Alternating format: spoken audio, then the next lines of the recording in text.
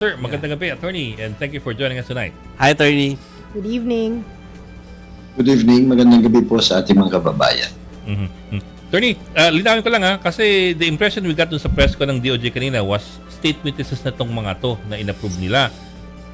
Pero is that automatic? Palibasan na WPP ka, automatically state witness ka na? Isn't it the court that has to discharge you and it's the court that has exclusive jurisdiction over whether you're a state witness or not?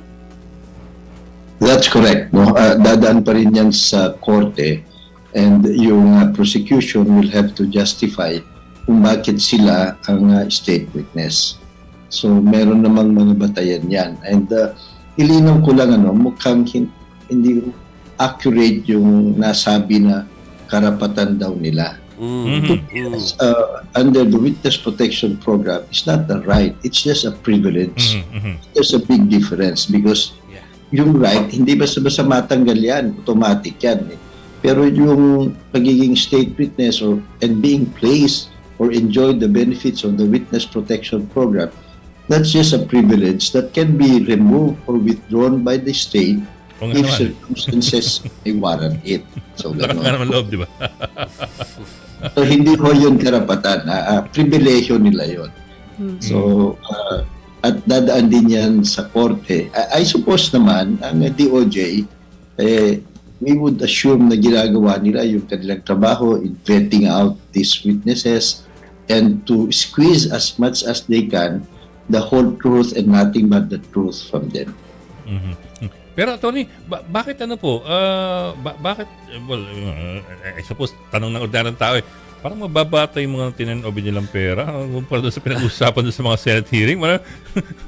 Daan-daang milyon, kalahating billion, gano'n naman pinag-usapan sa casino pa lang yun. Saka multiple projects di ba? Parang pang-isahang proyekto yung nakita nating halaga. Hindi pang maramihan.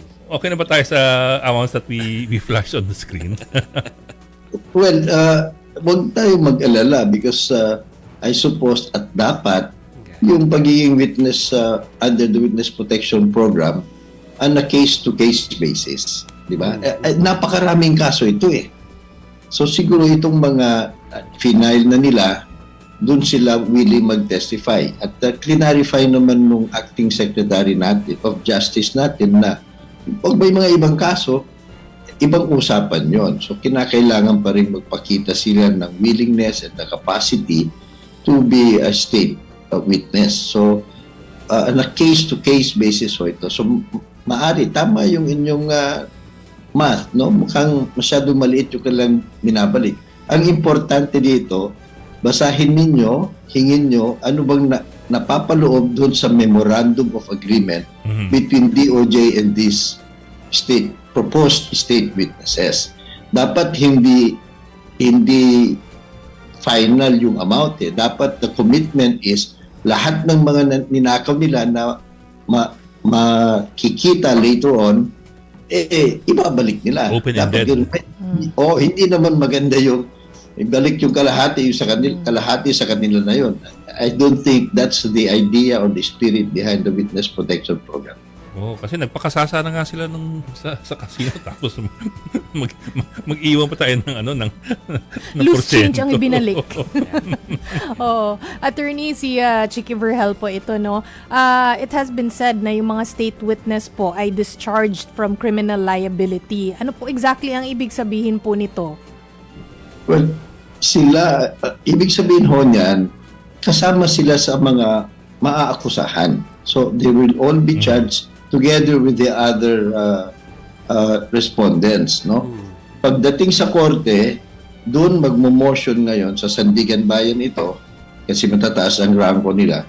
Magmo-motion ngayon ang ombudsman o DOJ, depende kung sino humahawak ng kaso, at magmo-motion na i-discharge itong mga inapprove na state witness, i-explain o kukumbinsihin ngayon ng prosecution ang mga justices ng Sandigan Bayan kung bakit sila ay madi-discharge. So there are many standards and criteria for to be able to be eligible as a state witness. So yun, lahat yan ipoprove nila. Pag makumbinsi yung Sandigan Bayan, then i-approve nila yan, i-withdraw yung kanilang akusasyon, and they will become the state witnesses. So, for this particular case yan, hindi ko naman lahat na ng anomalya sa buhay nila,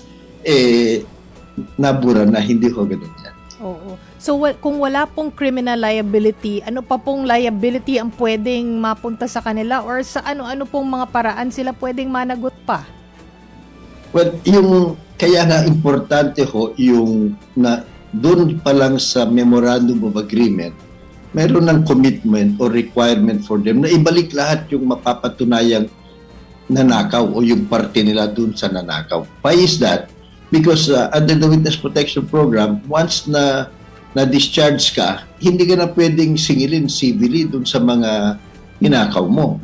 Kaya nga, maling-mali yung sinabi ng isang senador nung pinagpipilitan niya na hindi daw kinakailangang i-require na ibalik muna. Yung restitution.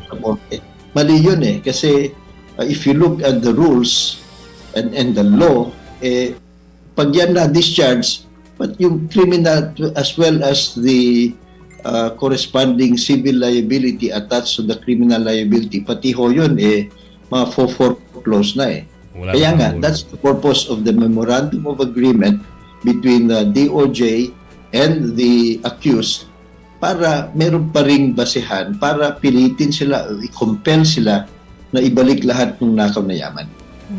I think that's important kasi marami sa amin nalilito dun sa issue ng restitution na pwede nga bang i-require o hindi. Kasi ang argumento ni Senator Marcoleta is if you require that this early, baka hindi na yan hindi na mag-testify kasi aaray. Yes. Aaray ng maaga.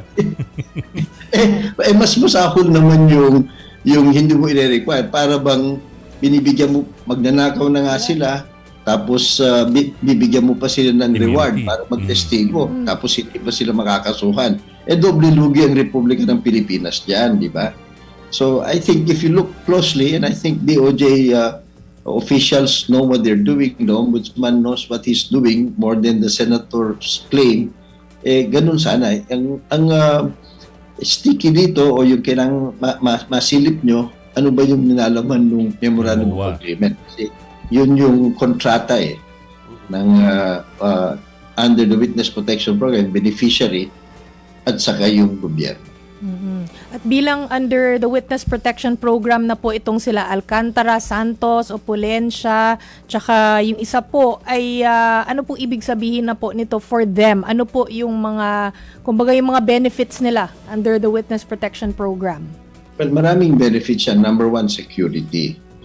Pangalawa, kung kinakailangan, change of identity. Meron silang suporta. Kung wala na silang hanap buhay, there's suporta for them and their family, pati pag-aaral ng kanilang anak. Pwede rin ma-relocate. So, ito lahat ang mga benefits, di ba? Kung may mangyari sa kanila, meron ding ibibigay sa pamilya nila na parang privilege. So, there are many of these, no? Depending din sa pangangailangan nila. But the most important here is, of course, magmo-motion ang prosecution to have you drop as an accused. Pangalawa, yung security na binibigay ng gobyerno. So pero Tony, tama ba, hindi lahat ng WPP ay nagiging state witness? Well, kailangan mag-testify kaya yun ang kapalit ng benefits ng Witness Protection Program. Iba ho yung pinoprotectionan lang nila, hindi pa siya qualified preliminary. They're just protecting him because he can be a potential witness. Tama naman yun. You don't have to be a beneficiary of the Witness Protection Program, but it is the duty and it's to the interest of the government na protectionin ka kasi nga baka patayin ka, na mahulog ka sa bangin. Halimbawa, ganyan. O kaya patayin ka o kaya takutin ka. Kung may nalalaman ka at maaring there's a possibility na magsasabi ka ng totoo, tama lang na proteksyonan ka ng gobyerno para sa ganoon mabigyan ka ng pagkakataong maging witness kung sakasakali. But that's a different thing. Yun, discretion na yun ng gobyerno. Ito, iba ito kasi mad-drop ka as an accused and there are many other benefits. May kontrata ka sa gobyerno. Attorney, nga pala, itong kaso ni Bryce Hernandez at si JP Mendoza, di ba, hindi sila natanggap sa WPP. Pero nakapag-testimonial sila sa Senate Blue Ribbon Committee, among others, and they've given statements that could be used in the prosecution. What happens to those testimonies? Will they stay on the record? Will they stand pa rin? Or yun lang. Yes, they will still stand. Why? Because these are material and relevant to the case, diba? Kasama na yung real evidence, yung pagbalik ng milyones, diba? Saka yung yung kotse. O yung kanilang testimonya sa Senado, yung kanilang sworn affidavit. These are all testimonies given freely, voluntarily, and they are admissions against interest. Yeah. So mataas ang weight ng ganito. At wala naman tayong nakita at mahirap nilang sabihin na napilitan lang sila because of real and imminent threat or danger to their family or to themselves. Wala naman. May kasama pa silang mga abogado. So hindi naman sila masasaktan, mapapatay doon kasi they were under the custody of Senate. So they were very secure there. So it will be very difficult for them to escape the consequences of those admissions against interest. Okay. Maraming salamat sa iyong oras, Attorney Egon Cayosa, former president po ng Integrated Bar of the Philippines. Thank you, Happy sir. New Year po.